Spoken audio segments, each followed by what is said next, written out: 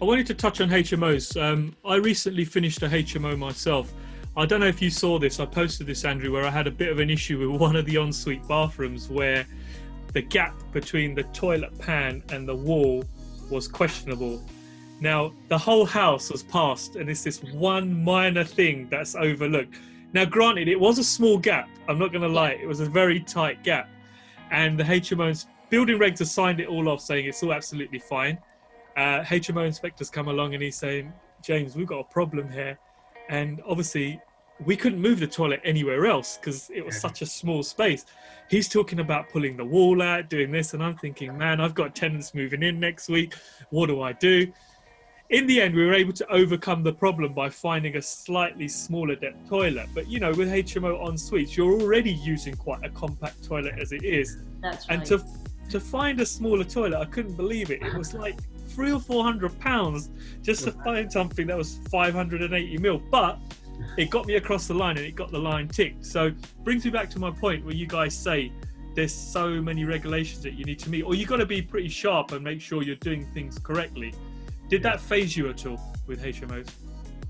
It's not phased us, but what is incredibly frustrating in our area is that the guidance is very grey, and I think they've probably done that on purpose so that they can wiggle themselves out of situations. But you know, we've over-egged quite a few things in our HMO because we would rather it be overdone than them turn around and tell us it's not sufficient and making us change it.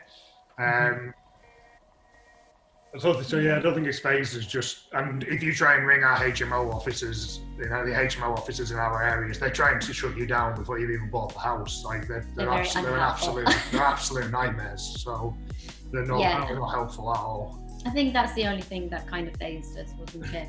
Or the main thing that phased us was the fact that the information that we're used to seeing is very clear cut.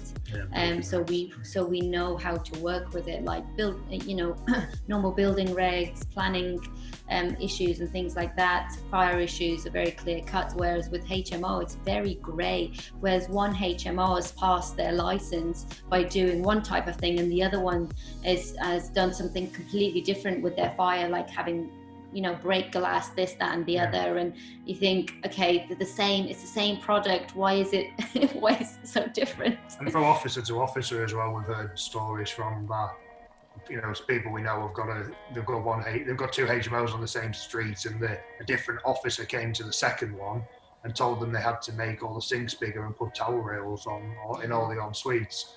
And the one obviously they didn't say this, but the one three doors down the road has the same sinks and doesn't have towel rails, but it's just who's come in and what mood they're in. You're completely in the hands of the gods.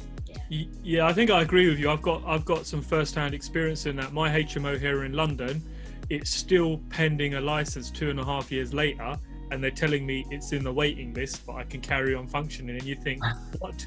2.5 years later, and you still haven't got round to it.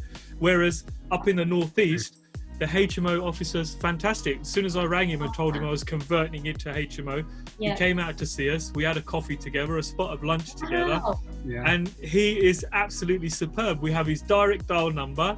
We can call him, and he really wants to work with you because he is so excited that he's now got some investors coming in that are building houses as they should be, and really nice finishes with en suites. Whereas he's so used to dealing with people where there's damp, you know, they meet no regulations, they're a fire hazard. So for him, he walks into these places and he's like, oh man, you guys make my job so enjoyable. And it kind of, you'd think down in London it'd be a little bit more organised, but no, it's just a shambles. 2.5 years. That's crazy. 2.5 years. I mean, if he does come round anytime soon and he turns around and says, this is not right, I'm shutting you down, how does that work? I want to know now. I've got tenants in there. Yeah.